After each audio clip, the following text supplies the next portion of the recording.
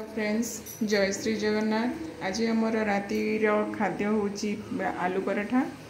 आलू पराठा सामग्री पियाज कटा हो रही लंका आउ सीजा आलू।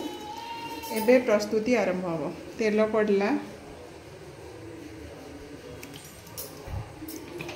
तेल पड़ला परे तेल टिके गरम हो सारा परे जीरा, जीरा जीरा पकई सारा परे लंका,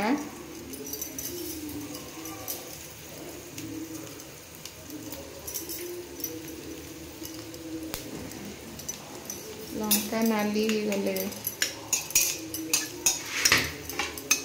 पियाज पकेबा,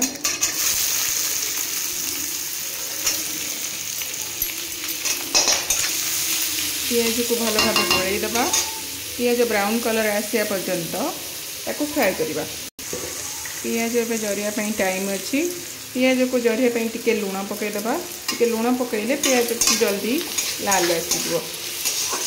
पियाज आमर लाल आसिया पर्यंत आम ए आलूर चोपा छड़े रेडी करदबा।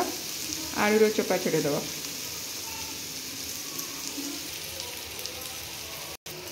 आलू चोपा छड़ा हो गला। एबे आमे ताको टिके मैश करदबा। आलू मैश कलापर पियाज आमर रेडी हो गलानी। आउ टिके ब्राउन कलर आसीज।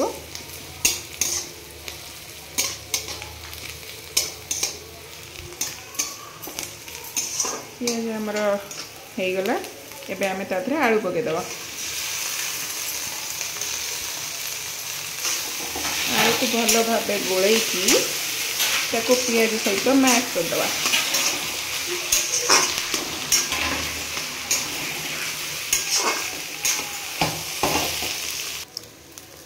आलू पराठा पाई आलू मसला रेडी हो गला। एबे आमे त गैस ऑफ कर दबा। आकु ठंडा हवा पाई छाड़ दबा। तापरे आमे अटा चकड़ीबा। अटा रे लूण, मेथी, सुखिला मेथी, मेथी पत्र,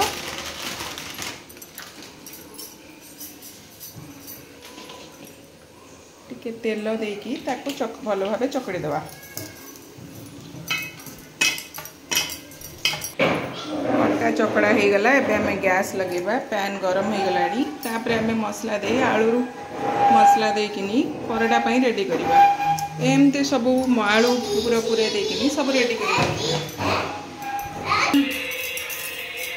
तापरे एमती सुंदर सुंदर किनी बेली की तावा हमर गरम हो गलानी। तापरे आमे पके दबा। गैस फ्लेम टिके मीडियम रखिबा, नहीं तो पराठा कच्चा रहिबो भीतर ऊपर लाल हो। मीडियम रख सारा परे टिके पलटि दबा। तापरे टिके तेल बुले दबा। जेते कम तेल लगेबा सेते देह पाई भल। अधिक तेल देबेनी। टिके टिके करिकिनी हल्का हल्का सेकिबे। देखो आमर पराठा हो गला। एपट तो लाल हो गलानी। एमती लाल लाल करी पराठा सेकी देबे। मेथी सबु जिनस रे आमर मेथी पड़े। साधा रुटी भी हेले आमे मेथी पकाऊ। जेहेतु देह पाई सेटा भल। चेष्टा करिवे सबुथरे मेथी खाइबा पाई। मेथी देह पाई भल। आमर एठी पराठा रेडी हो गला। आमे काढी दबा।